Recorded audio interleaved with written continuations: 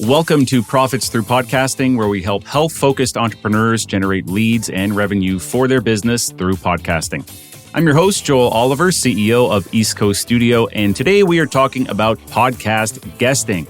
Now, this isn't you having guests on your podcast, but rather appearing as a guest on other podcasts. It's a very valuable way of promoting yourself and your podcast, plus your business, gaining exposure to new audiences, and growing your network. You don't need to have a podcast of your own to actually do this, but being a podcaster naturally lends itself to podcast guesting since you are already comfortable being on camera and in front of a mic, and you're likely connecting with other podcasters if you're doing interviews already. So if you are a podcaster, it is highly beneficial for you to also be making guest appearances. Today's guest is going to walk us through everything that you need to know about podcast guesting. His name is Dustin Riechmann. He's the founder and CEO of 7-Figure Leap and specializes in helping mission-driven experts build 7-figure brands by telling their story as podcast guests. Dustin has helped over 200 entrepreneurs add over $20 million in revenue through his profitable podcast guesting strategies. Hey, Dustin, welcome in. Hey, Joel. Great to be here. So you're joining us as both an expert and a podcaster today because you do run a business and you use a podcast as a marketing tool for that. But we also want to learn from you all about podcast guesting. So later in the show, we're going to get to talk about your podcast and how you're using that for your business. But we'll get into the guesting side of things first. So you've built this business, 7-Figure Leap. It's around podcast guesting. I want you to share the story of how you got there because you had a business at one point that was struggling. You were looking for a new way to reach potential clients. How did you realize that there was something lucrative here for both you and other entrepreneurs to go share that in terms of podcast guesting? Yeah, absolutely. So to kind of set the stage, so I became a partner and helped launch a company called FireCreek Snacks based on a central product that's a snack stick, a better-for-you meat stick, a healthy Slim Jim, as some people might say, right? So we got into this world and we were selling online, and what that turned into is a lot of wholesale activity, meaning getting our product into brick and mortar stores. And so where that led us was through trade shows. And something that was brand new to me, but in 2019, I went to a dozen trade shows. So basically standing for 4 days on concrete floors, yelling at people as they're walking by to try our snack stick. And we actually had a ton of success with that. And that was all working great until this little moment in time known as March 2020. I remember that. Yeah, you remember that? So I was driving to Chicago from my home in St. Louis to a trade show for Ace Hardware, and I was like almost there, and they said, hey, the trade show's been canceled. I was like, this is weird, So I'm like, okay. So I turn around, drive home, and at this time, I had FireCreek Snacks that I was a partner in. I was doing all this traveling, and then I had my marketing business, which served a lot of online and a lot of local businesses. And so within the course of a couple of weeks, I lost about 80% of my revenue from my marketing business because not only there was just uncertainty in general, but literally most of my clients were shut down. Like I had a dentist and a restaurant and a real estate broker and like people that were just literally shut down in our state. And so that was rough. And then I had the FireCreek Snacks thing where we were growing really well with this toe-to-toe selling approach. And of course, that was completely taken away. And so at that point in time, I was an avid podcast listener. I'd never even really thought about, for sure, not having a show, but definitely hadn't even thought about being the guest. But what I started to think about was like, how are some of these other brands that we really admire growing their businesses in addition to the channels that we were using? And something that was common among every brand that we had sort of modeled our consumer packaged good health-related business after was podcasting. And I started to think some of these companies are 10 million, 100 million, billion-dollar companies, and their founders are telling their story on podcasts that I listen to. And I'm like, there's got to be something to this. So summer 2020, after reflecting and trying to figure this whole thing out, I pitched myself to the first podcast and told the story of how I helped this local business bring a product online, which was very timely in this kind of COVID zone that we were in. And they said yes. And we sold some meat sticks, and I really fell in love with the medium and had created some great relationships. And kind of the rest is history. That's what brought me into podcast guesting, was growing our FireCreek Snacks business because I had to, because I didn't know what else to do when I couldn't travel and sell the way that we'd been selling. So you got into it yourself a little, saw that it was great, we're getting some results there, and then realized, okay, I can actually help other people with this. So let's dive into the benefits there a little bit more. If you're making the case to, say, a business owner, more specifically a podcaster in the case of our audience, why should we be making guest appearances on other podcasts? Like, what are the main benefits here? Absolutely. I mean, I would say number one, if you're already a podcaster and you've got your own show, I haven't met one person that would disagree with this so far. Like the number one way to grow your own show is by being a guest on other people's shows. And so as long as you're choosing the right shows, the right sort of adjacency to the core thing that you teach, podcast listeners are podcast listeners. And so if they like this other show and they really like what you have to say, they not only may come and actually do business with you, because I mostly now work with coaches and consultants and agency owners, but if you have a podcast, they're also very likely to come over and start listening to your show, or at least go sample it if they like what they heard on the initial podcast, because it's all in the same medium. They already have a podcast player. They're just going to go add yours to their playlist, right? So I think as a podcaster, growth is the number one reason most people might start guesting. And then on the business side, and I'm kind of drawing a line between these two, even though they obviously connect, there's the podcast specific growth benefits. And then there's how do you sell more of your services, right? So that whether, again, coaching, consulting, agency stuff, or even physical products, we could literally do a whole show, I think, about the benefits of podcast guesting. But some of the things I would just say at a high level are lead generation,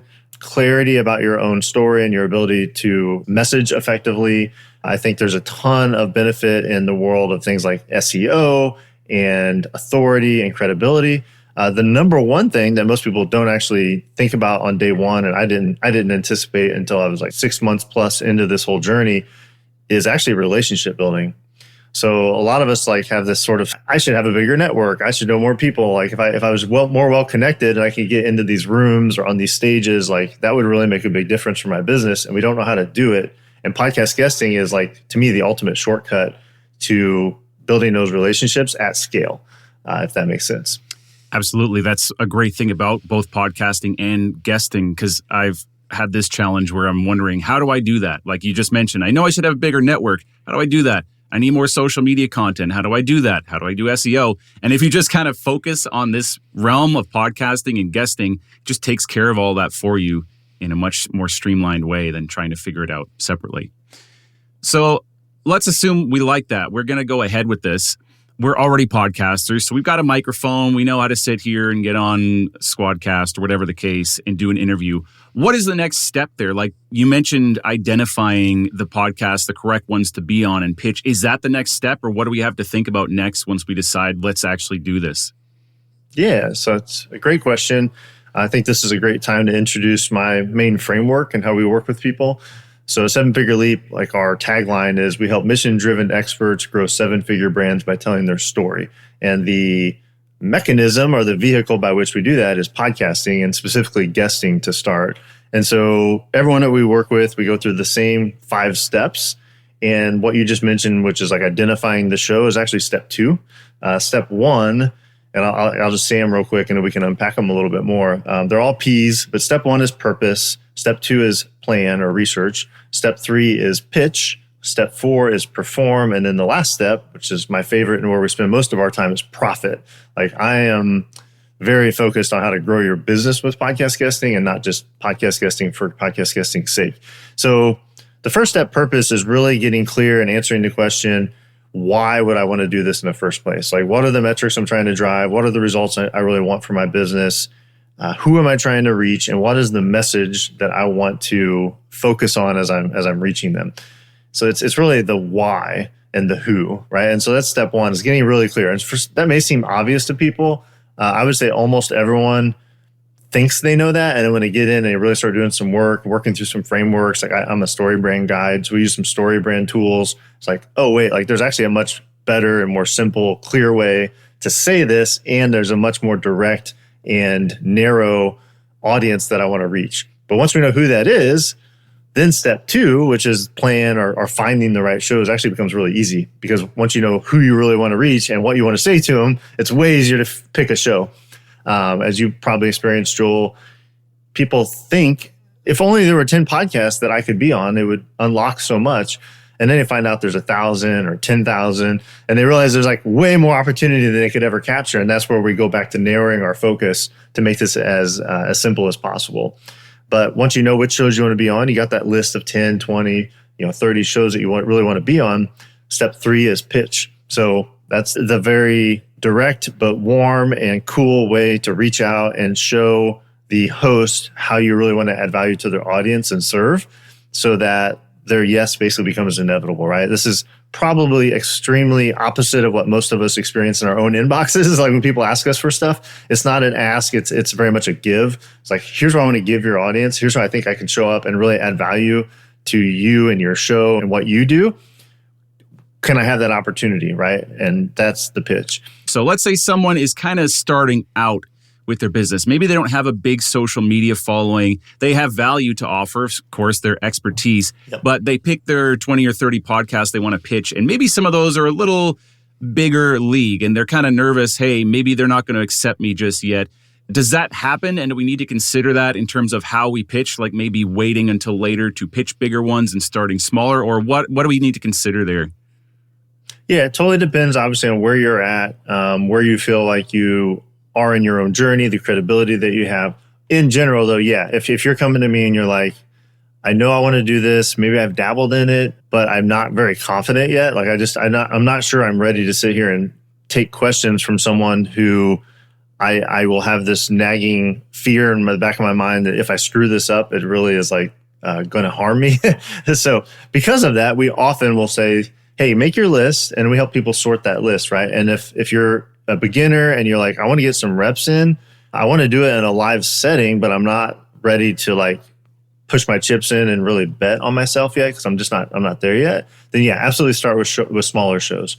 And if even that sounds intimidating, do mock interviews. But then the next step up from that is like, let's do it live. Well, let's get on a newer show. Let's get on a friend or a friend of a friend, and something that's very low pressure that even if you messed up, which really never happens, but even if you messed up and you felt like you completely blew it, not that many people are going to find out. It's not that big a deal. So right. Yeah. Okay. That's great. And one more minor thing there on the pitch section before we move on. Curious if people are looking to do this, is there any sort of technology or website that you recommend for them? Like how are they going out and actually finding these podcasts? Yeah. So that's kind of in step 2, which is the finding the shows. There are databases and matching services. There's lots of technology that you can use. To be honest, we have a pretty high ticket program, and the 2 tools we use are free. They're Google and Listen Notes. If people aren't familiar with listennotes.com, it's basically Google for podcasting. And so the simple way I'll describe this is, again, we've already in step 1 defined the niche target market you want to reach, and we know what you want to share. So then when we're looking for shows, we'll put something into Google like, let's say you are a ketogenic diet coach, right? Like you have this niche expertise and you've got success either from your own story and or client stories. I might go look for top podcast for ketogenic dieters 2024. And that's going to, in Google, generate a lot of listicles like top 20, top 30, top 40. And with that, you can open up and very rapidly start to open a lot of new tabs with lots of different podcasts that you can start to see, oh, yeah, they only interview doctors. This isn't going to work. Or, hey, yeah, they interview a lot of athletes and I'm an athlete. Or, hey, they interview a lot of moms and I'm a mom. And you can start to get a feel pretty quickly for the types of guests that people are featuring.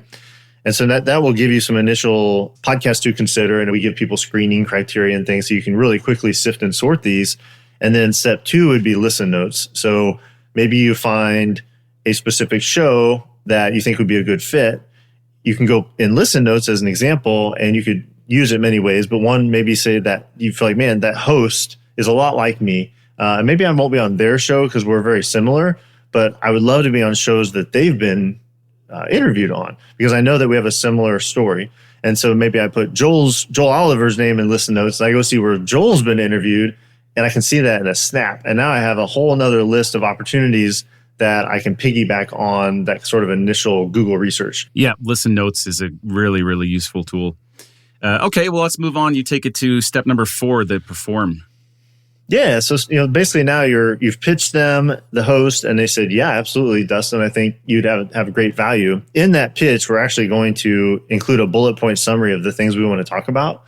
So in essence, when we show up for the interview, we pretty much know what we're going to talk about. So that takes a lot of the pressure off of this whole like, oh man, I got to think on my feet and be impromptu.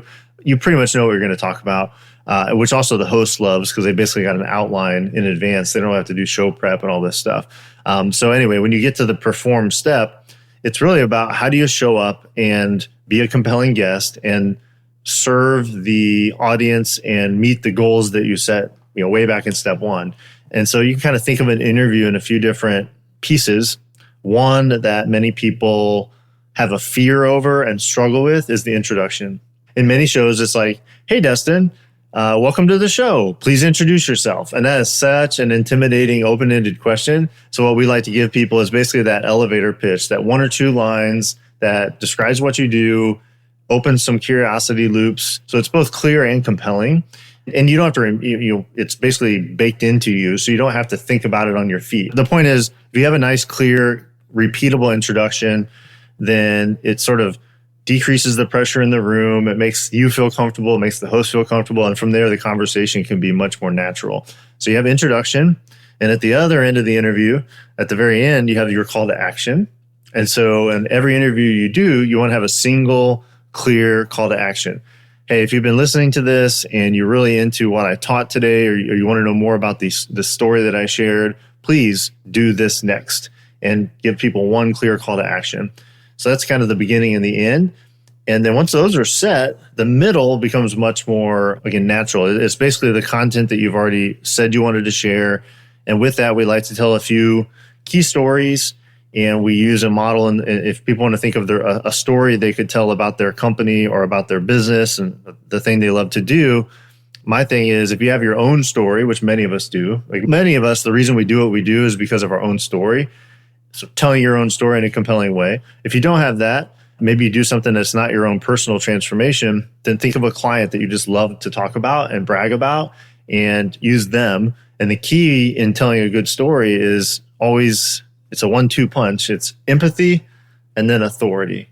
So if you weren't interviewing me about FireCreek Snacks, but let's say you said, hey, Dustin, like you had this great success story with FireCreek Snacks.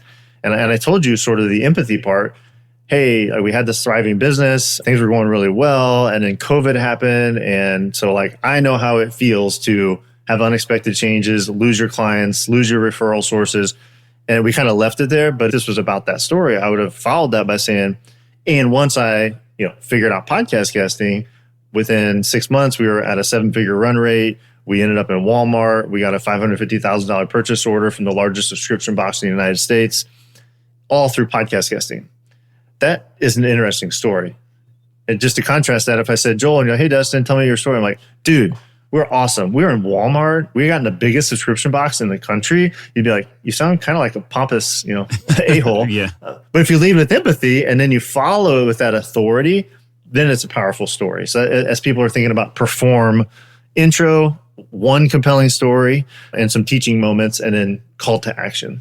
And so like we talked about, a bit of practice, kind of making you comfortable with actually doing this. So something I want to touch on here is you mentioned when you pitch, you can actually include some topics that you would like to discuss. How would that look? Could that be questions as well? Because I know this is something people could be nervous about is what if they ask me something I don't know what to say or I don't know how to answer? And that will come with the practice. But yeah, if you could just talk a little more about that.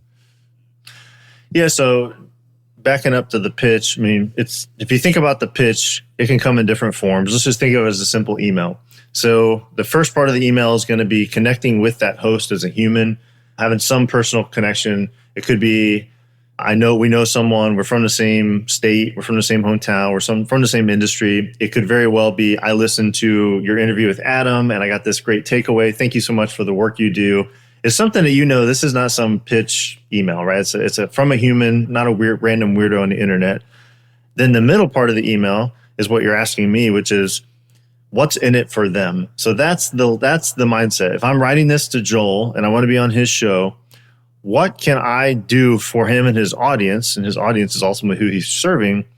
That's going to be a huge win for them, right? And so I like to think of it like 3 or 4 bullet points. Just keep it real simple. If you have a framework you want to talk about, if you have a number that you can throw out to say like how I built this thing to this level, or I helped a client go from this to this. Numbers are really compelling for people. And the other thing I would say is if you have anything else that you can assign a name to, like my 5-step fat burning formula or whatever, if you're like a fitness coach, things like that, they both stand out. And the host is immediately thinking, oh yeah, I'd like to unpack that. I can imagine Dustin teaching me about this. And that's really what it is. It's just 3 or 4 things you'd like to teach the audience. And you can teach in facts, figures, and formulas, but you can also teach in case studies and stories, right? It's like how I helped my client Joel get X result last year. And I think your audience would really benefit from that because, I'm the ketogenic diet expert. It could be my personal story, how I'm just putting on this total fake persona of a ketogenic diet coach, but how I ran an ultra marathon on a low carb diet, that's compelling to a ketogenic diet audience as an example. But yeah, that's really it. And what's really cool though is these 3 or 4 bullet points are repeated in every pitch as long as you stay in the same market. So it is worth the effort to kind of get these dialed in.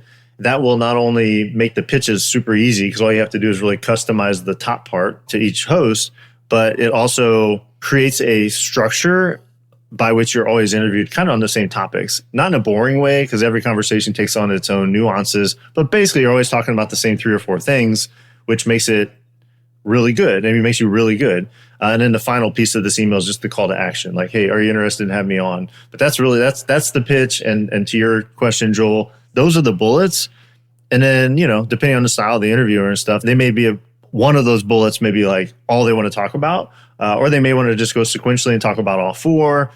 You're fine though, because all 4 are things that you said you want to talk about. You can practice. Usually it's like your own personal stories that you're going to tell within those bullet points. Right. Makes sense. Okay. So that's great. This framework that you've introduced is kind of lined up with the questions that I had prepared to ask about anyway. Well, so this works well. So I don't think we fully got into number 5 yet. So the profit part, let's get into that and tell us what that consists of. Yeah. So profit is, and so you can think of those first 4 P's. That's basically if you want to be a guest on podcast for any variety of reasons, you're going to do those all 4 things, right? So let's say I wrote a book, my publisher wants me on 20 podcasts. You can just follow those first 4 steps and you're done. So there's lots of reasons to be on podcasts that don't have anything to do with profit. But for you, I know your show's profitable and my whole framework's about profit. So step 5 is actually where we spend about 2/3 of our time when we work with people. So the first 4 steps is kind of getting this engine running, getting on the shows, doing it in an efficient way. We teach people how to use a virtual assistant to run this process. And then how do you make money from it is really what step 5 is, right? So what are the strategies we can use once we've been a guest to leverage each of those opportunities to grow our business? We work with people for 90 days doing this, so we're not going to talk about all those things today. But I think as one way to think about this, maybe will enlighten your audience. If you forget about having your own podcast, and we'll talk about how there's mirror images of everything I'm talking about for your own show. But if you're a guest, let's say you got on these 3 shows, they got published, you felt really good about the interviews and like, okay, how do I make money from that? If you take the common approach, most people think, well, it's all about the audience, right? So there's these listeners that download this show and they hear it, and I've got my call to action. So some of them are going to come get on my email list and they're going to hire me for my coaching. Yes, that's all true, right? And so most people kind of just think of that. I call that level 1. It's like, here's like the basic thing everyone should be focused on. Level 2, though, above that would be what I would call peer-to-peer or partner relationships. So during the same interview with the same effort, basically, you not only are connecting with the audience, but if you do it right, you're actually connecting with collaboration partners, other people with platforms that you can be featured on. And so it's not just about the audience, the listening audience, it's also about collaboration partners. And almost always one of those is the host. So this is where it gets into relationship building, right? And so being very intentional about building a relationship with the host. I'll come back and talk about like the guest list as part of this. But the third layer of this, we talk about an analogy with like a profit cake, these kind of layers stacked on top of each other. You got the base layer, which is the listeners, which are very broad and shallow, because not many of them are actually going to become visible to you and do business with you, but there's a lot of them. The middle layer is the peer-to-peer partners. less of those, but it's a thicker or deeper layer of the cake, because any of those could be really valuable, like Walmart in our example for FireCreek. And then the top layer of the cake for the types of businesses that we run would be what I would call like high ticket prospects. So these would be, think about putting people in your pipeline that you'd want to have as your clients and putting them in the top of a funnel, right? And so we treat them differently. There are less of them, but they're very valuable. That's like the key thing we're actually trying to drive. And so I know this kind of sounds theoretical. And again, there's lots of ways to address each of these layers. But one really quick strategy people can like take away from this and think of all three layers is a guest list strategy. So, and I'll use an actual client example that hopefully people can relate to. So I have a client, his name's Andy. Andy runs a company that actually is in the health space. And his company, though, runs Facebook ads for craft food companies. So basically health food companies, right? So he runs Facebook ads, but only for health food companies. And so we worked with Andy, and he's like, yeah, I want to get more clients. I want to get more clients. I want partners. So I can do workshops with other people that complement what I do. Great. So Andy's going to be on a show. Let's say he's on a show that caters to Shopify. So Shopify, is online e-commerce stores.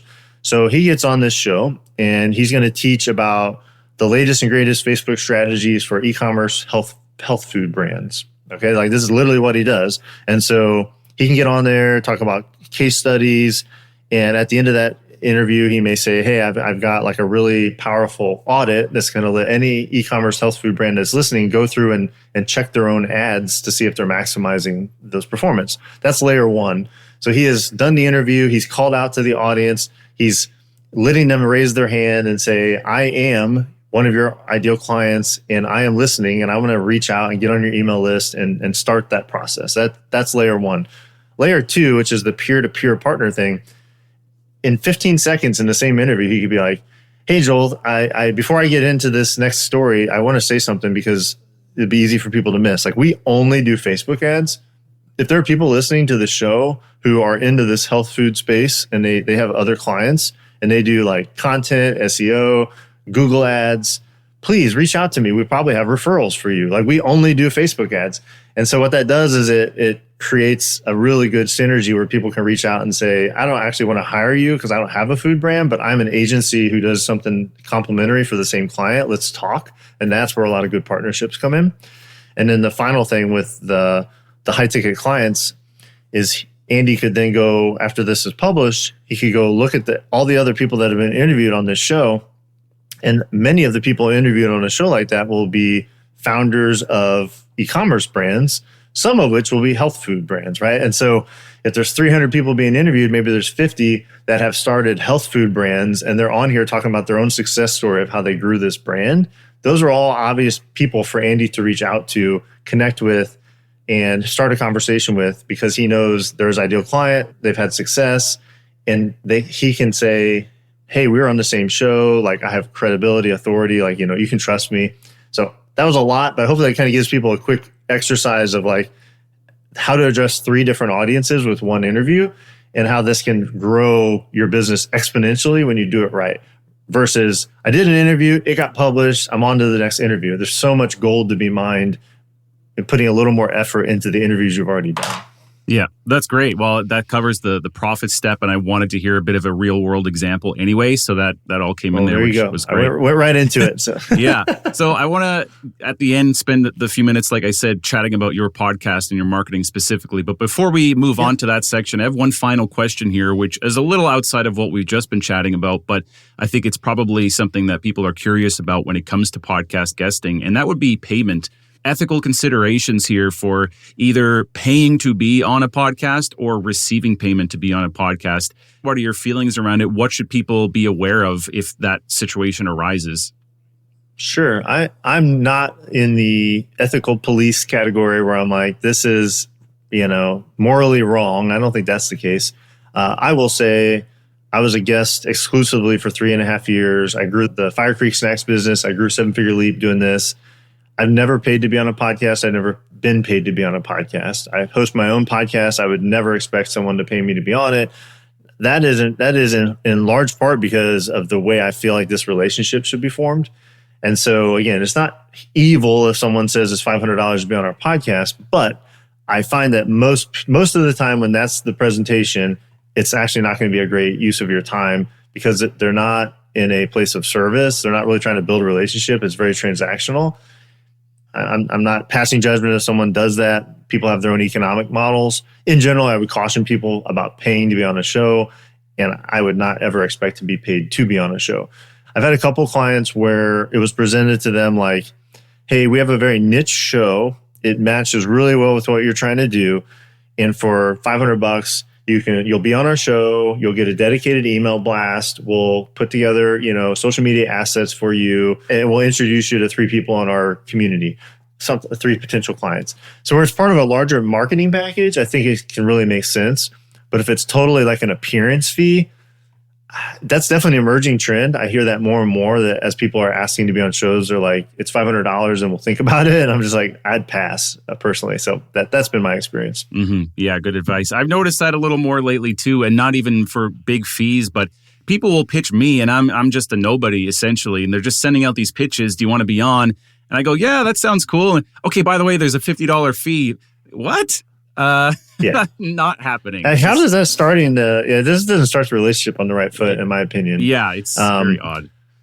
I feel like marketing in general, and especially podcasting in this, and the way that these relationships, in my opinion, should go is, it's a little bit like dating, right? It's like, like to get coffee with me. Yeah, I think that'd be great. I'd love to get to know you and share more of my story. Great, it's $50. Like here's my calendar link. Like it's just weird. I feel like it sets everything in a transactional role. And to be honest, $50, $500, like if that's the price of admission, you could use that time and energy on a show that's not transactionally based and make way more positive impact on your business than that. And save the money. Buy the host a nice gift after if it was a great experience. But like if they're forward facing that there's a fee to pay to play, I don't know. That's not my jam. Mm-hmm. Yeah. So, okay, we know that you're a podcast guesting expert. Of course, you're using that in the growth of your own business, but you do have a podcast as well. So let's hear a little bit about that and just to understand how you're using that to grow your business. First of all, could we hear a brief history? Like how long have you been doing your podcast, 7-Figure Leap? When did you first start? How many episodes? Yeah, I've been at it about 6 months. So as I mentioned, about 3.5 years, I exclusively guested. I could award as a badge of honor. I think my LinkedIn profile at some point said like professional podcast guest. And I kind of took this posture as really more of a marketing positioning of like, you don't need to, mess with having your own show. You can just guest. And what I finally admitted is there's actually a ton of benefit to doing both. They serve different purposes and they're very, very complementary and synergistic. So people now ask me, should I host or guest? I always say both, but I would still feel pretty passionate that you should start guesting because you're going to get more clear on your messaging, who you really want to talk to, what you want to talk about. And once you put in some reps, like we kind of talked about earlier, and you're comfortable behind the mic and you know what your goals are in podcasting, then it's way more smart, in my opinion, to hire Joel or hire someone else to help you actually do the hosting. So yeah, I've been doing it about 6 months. When I first decided to do it, it was very much a lead generation play. It was like most of the people I work with are doing 6 figures, multiple 6 figures in their business. They want to get to 7. That's been my own journey as a 7-figure leap. And so the name of the podcast is 7-Figure Leap. The initial vision was like, I'll interview these people who are on that journey. We'll do some live coaching with them. And then if it makes sense, we finish recording, I'll say, I can help you with this. Like, do you want to know more about what we do? Because they are guesting with me. I'll know a lot more about them. They'll get to see my kind of coaching in action. So that was the original intent. That's a very logical reason, I think, to have a podcast, is to basically invite on ideal clients, help them, interview them, get to know them, build that relationship. And then when it makes sense, I'm not saying like be salesy, but when it makes sense, invite them for a further conversation. I've done 0 of that. So I think we are 30, 35 episodes in right now. My show has become much more about celebrating the success of people that I've worked with. So case studies, interviewing people that I've worked with. I'd say that's like a third of it. A third of it is really interviewing people I admire. So Ryan Dice was like a mentor of mine from afar. He's a digital marketing expert.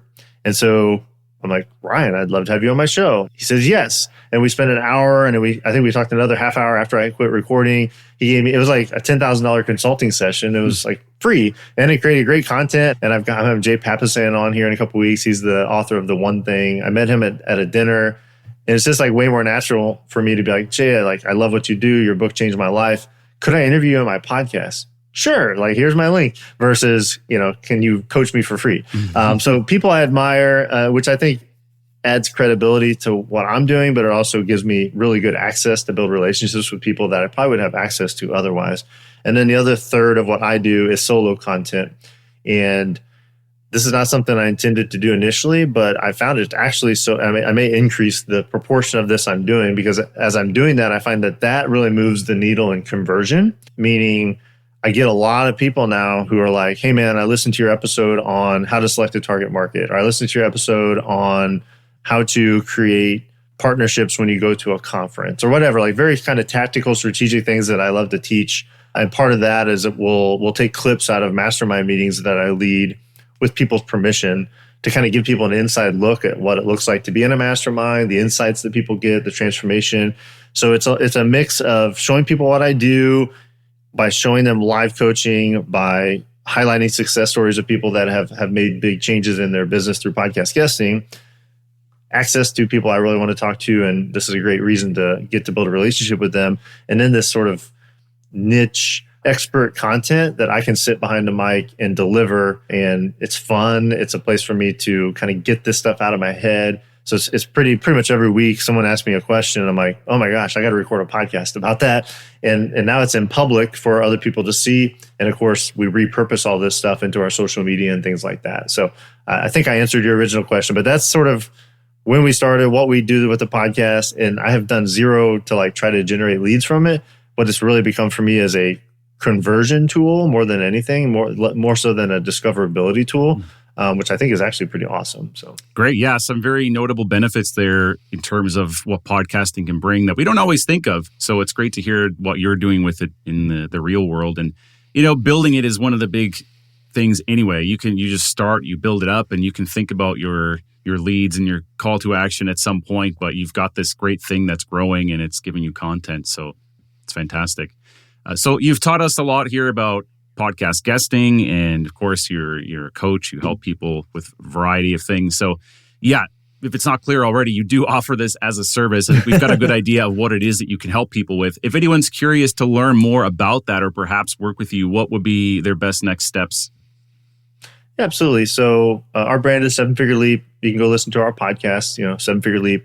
For people that are listening to I'm actually very interested in knowing more about this and getting some kind of hands-on experience with it, I'd love to give people a free podcast profits playbook that I put together. So they can use 7figureleap.com/playbook. It's free. It's going to give you 3 different resources in there. So one's going to be a calculator that you're going to be able to put in some things about your own business, your own clients, your own, packages and things like that. And it's going to let you choose your own adventure about how frequently I want to guest, what size shows I feel comfortable being on. It's going to give you a very detailed calculation of what that could do for your revenue. That's based on working with over 200 clients and having a bunch of proprietary information. So that's the first thing. It's just scratch your curiosity itch. The second thing it does is gives you the pitch that I talked about earlier. Here's how we write those bullets. Here's how we write the introduction to the host. So if you're I think I want to pitch a show, you can literally, it's a Google Doc, you can copy it into your own Google Drive and use it as a template. And the third thing that's in there are several case studies where we walk through the kind of before, middle, and after of us working with clients to show what we changed about their marketing strategy to unlock real growth. It's the before and after story of several people. So 7figureleap.com/playbook. That'll get you access to all that stuff for free. And of course, we'd love for you to come over and check out the podcast as well. Great. Well, we'll have that link and everything else in the show notes so people will be able to easily find where you're at. So thank you. Absolutely. Well, thanks for having me. Join us again next time on Profits Through Podcasting for more tips on how to turn your podcast into a lead and revenue generation machine for your business. And if you're ready to let a team of professionals handle your entire podcast production workflow so you can focus on the most important tasks in your business, visit eastcoaststudio.com/apply.